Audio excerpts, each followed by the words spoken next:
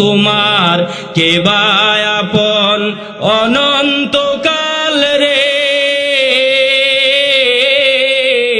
কে বা আপন অনন্তকাল করলে কারে সাথী,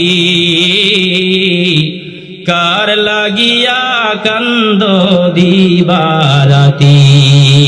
মারহাবা বলে নারে তাকবীর। আল্লাহু আকবার। প্রধান অতিথির আগমন, শুভেচ্ছায় স্বাগতম। প্রধান অতিথির আগমন, শুভেচ্ছায় স্বাগতম। ইল্লাহে তাকবীর, ইল্লাহে তাকবীর।